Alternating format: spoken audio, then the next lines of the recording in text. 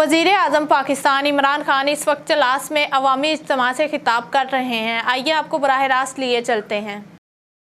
تو ہمیں پتہ چلا کہ ان کا کتنا بڑا ترقی کا راز ان کی دور اندیشی ہے. بڑی آگے کا سوچتے ہیں یہ. اور جو ہماری بدقسمتی رہی کہ ہم نے یہ شارٹ ٹرم کے اوپر فیصلے کیے جو جب ڈیموکریسی ہوتی تھی تو وہ فیصلے کرتے تھے کہ میری الیکشن سے پہلے جو بھی پروجیکٹ کمپلیٹ ہو جائے تو اسی کے اوپر زور لگاؤ کیونکہ ہم نے الیکشن میں وہ پروجیکٹ دکھا کے ووٹ لینی ہے. یہ سوچ کی وجہ سے آج یہ دیکھیں کہ پاکستان کے پاس اللہ نے اتنی بڑی نعمت دی ہے دریاؤں کی, پانی کی, اور یہ جو ہمارا گریڈینٹ ہے, یعنی ہم پاکستان وہ ملک ہے جو سب سے اوپر ہائٹ سے لے کے سمندر تک ہمارا جو گریڈینٹ ہے وہ سب سے سٹیپ ہے. اس کے اوپر 12 موسم ہیں, کلائمیٹک زونز ہیں, K2 سے لے کے سمندر تک آپ جائیں. اور پھر اس کے بعد دریاؤں کی جو رفتار ہے اس کے اوپر ہم اتنی بجلی بنا سکتے تھے اب تک. جب ہماری شروع میں جو اصل ترقی ہوئی پاکستان میں, تربیلا ڈیم بنائی, منگلا ڈیم بنائی, سستی بجلی کے اوپر پاکستان کی انڈسٹری کھڑی ہونی شروع ہو گئی. لیکن ہم نے یہ 90 کی دہائی میں یہ جو فیصلے کیے امپورٹڈ فیول کے اوپر بجلی بنانا, یعنی جب آپ پیسے دیتے ہیں باہر سے امپورٹ کر کے فرنس آئل لے کے آتے ہیں یا جو آپ گیس لے کے آتے ہیں یا کوئلہ لے کے آتے ہیں, تو اس کا نقصان کیا ہوتا ہے؟ اس کا سب سے پہلے نقصان تو یہ ہوتا ہے کہ جس کو کہتے ہیں کرنٹ اکاؤنٹ, ڈالر کتنے اندر آ رہے ہیں کتنے باہر جا رہے ہیں. جب آپ کے جو فورن ایکسچینج ریزروز کے اوپر پریشر پڑتا ہے تو کرنٹ اکاؤنٹ جب ڈیفیسٹ میں چلا جاتا ہے, یعنی زیادہ ڈالر باہر جا رہے ہیں کم اندر آ رہے ہیں, وہ ملک کی معاشی حالات اس کے بعد نیچے جانا شروع ہو جاتے ہیں. جیسے ہی آپ کا یہ خسارہ ہوتا ہے جس کو کہتے ہیں کرنٹ اکاؤنٹ, یعنی آپ کے ملک میں کم ڈالر آ رہے ہیں باہر زیادہ جا رہے ہیں, تو جیسے ہی خسارہ بڑھتا جاتا ہے روپے کے اوپر پریشر پڑتا ہے, روپیہ گرنا شروع ہو جاتا ہے. تو روپیہ شروع ہوا تھا ایک وقت پہ جب ہم بڑے ہو رہے تھے تو 5 روپے 10 روپے کا ڈالر تھا, تو آج روپیہ کدھر چلا گیا؟ کیونکہ ہمارے ڈالر زیادہ ملک سے باہر جاتے تھے, کم ملک میں ڈالر آتے تھے, خسارہ بڑھتا جاتا تھا. ہماری جب گورنمنٹ آئی تو پاکستان کی تاریخ کا سب سے بڑا خسارہ 20 ارب ڈالر کا خسارہ تھا جو پاکستان کی تاریخ میں سب سے بڑا تھا. تو اس کا مطلب کہ روپے کے اوپر پریشر پڑنا تھا, کیونکہ ڈالر جب کم ہوتے ہیں تو اس کا مطلب ڈالر کی قیمت اوپر چلی جاتی ہے, روپیہ نیچے آ جاتا ہے.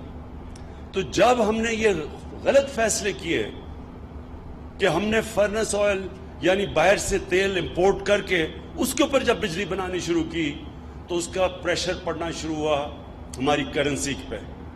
یہ یاد رکھیں, جب آپ کا روپیہ گرنا شروع ہوتا ہے ساری چیزیں جو باہر سے ہم امپورٹ کرتے ہیں وہ مہنگی ہو جاتی ہیں, تو مہنگائی بڑھنی شروع ہو جاتی ہے. مہنگائی جب بڑھتی ہے سب سے زیادہ غریب آدمی کو اثر ہوتا ہے, غربت بڑھنی شروع ہو جاتی ہے. ملک کے پاس پھر وہ طاقت نہیں ہوتی کہ وہ چیزیں خریدیں جس سے ملک امپورٹ کر کے مشینری لگائے, انڈسٹری لگائے, وہ سب کچھ مہنگی ہو جاتی ہے. تو ہمیں بدقسمتی سے یہ جو ہم نے غلط فیصلے کیے, ہمارے پاس اتنی زیادہ بجلی بن سکتی تھی دریاؤں سے, ہم نے اس کے بجائے امپورٹڈ فیول کے اوپر بجلی بنانی شروع کی. اور تب سے پھر ہماری انڈسٹری کے اوپر بھی افیکٹ کیا. انڈسٹریلائزیشن بجائے ہماری بڑھنے کے ہم ڈی انڈسٹریلائز کرتے رہے. ہمارے مقابلے میں جو اور ملک تھے ہمارے سے پیچھے تھے وہ زیادہ ہمارے سے آگے نکل گئے, اور اس میں ساری ساؤتھ ایسٹ ایشیا میں ایشین ٹائیگرز ان سب کی مثال ہے ہمارے سامنے.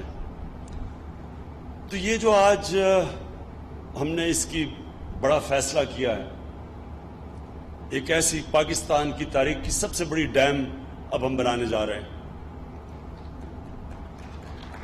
دیامیر بادشاہ ڈیم انشاءاللہ یہ ہمارے ملک کی سب سے بڑی ڈیم ہوگی. آپ یہ سمجھ لیں کہ یہ ہماری تیسری بڑی ڈیم ہوگی. کیوں جنرل مظہر؟ یہ تیسری بڑی ڈیم ہے ہماری. چائنا نے 5,000 بڑی ڈیمز بنائی ہوئی ہیں. ٹوٹل ڈیمز ان کی کوئی 80,000 ہیں, لیکن جو بڑی ڈیمز ہیں وہ 5,000 ہیں. ہماری 3 ہیں, یہ تیسری دو ہیں, یہ تیسری بننے جا رہی ہیں. تو اس سے آپ اندازہ لگائیں کہ ہم نے یہ کتنی بڑی تاریخی غلطیاں کی.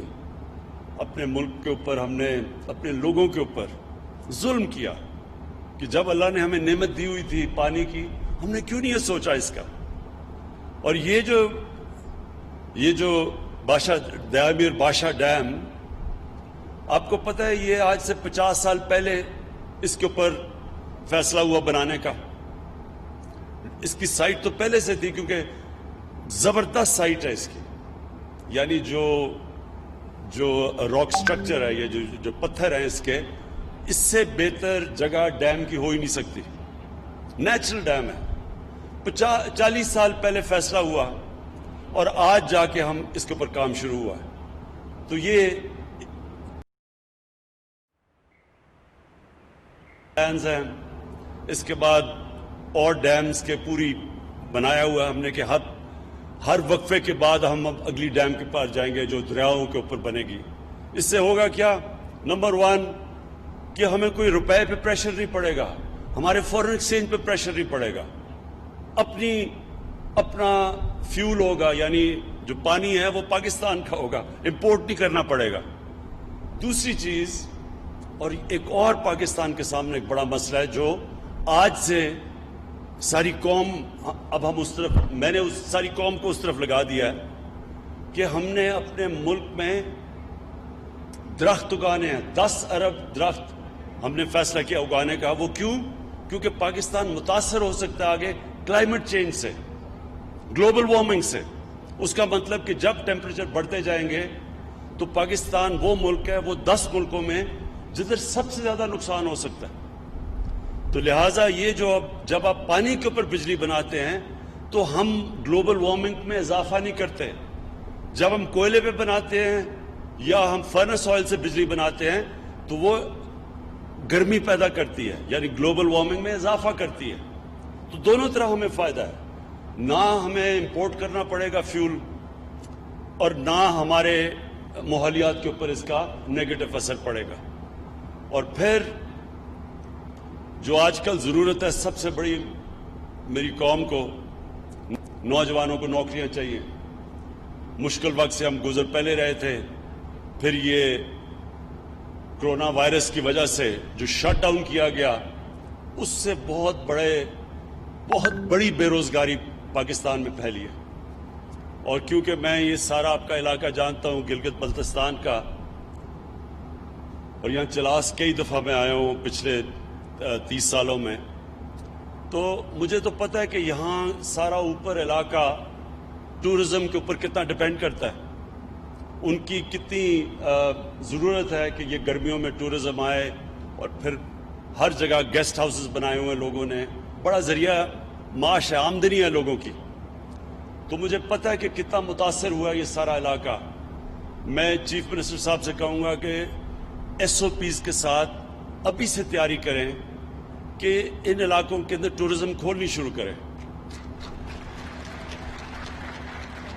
اب یہ دنیا کے اندر اس کے اوپر کافی کام ہو چکا ہے, کیونکہ ہم دنیا سے بھی سیکھ سکتے ہیں. وہاں بھی اب آہستہ آہستہ لوگ ٹورزم کھول رہے ہیں. ظاہر ہے اس طرح کی ٹورزم نہیں ہو سکے گی جو کہ یہ کرونا وائرس سے پہلے کی تھی, لیکن ابھی آپ شروع کر سکتے ہیں آہستہ آہستہ کھولنا, اور SOPs اس کے ڈیولپ کر دیں. ہم آپ کو اپنی NCOC سے آپ کو بھجوا دیں گے کہ کس طرح کے آپ کو چاہیے, اور وہ انشاءاللہ آپ کھولنا شروع کریں. لیکن مجھے سب سے بڑی خوشی چلاس کے لوگوں کے لیے کہ انشاءاللہ یہ آپ دیکھیں گے, یہ جس طرف اب جا رہا ہے, یہ چلاس مجھے یاد ہے میں یہاں آتا تھا تو یعنی چلاس کے لوگ پیچھے رہ گئے تھے, دنیا آگے نکل رہی تھی, اور بڑا ویران علاقہ تھا. یہاں ٹورسٹ بھی یہاں اتنا زیادہ نہیں رکتا تھا, وہ اوپر چلے جاتے تھے ہنزا نگر اور دوسری طرف نکل جاتے تھے پھنڈر کی طرف اور چترال کی طرف. تو یہاں لوگ مس کر جاتے تھے. تو اب آپ کے لیے اللہ کی طرف سے یہ ایک زبردست موقع ملا ہے کہ یہ جب جیسے جیسے یہ ڈیم بڑھتی رہے گی، بزنس ایکٹیویٹی بڑھتی جائے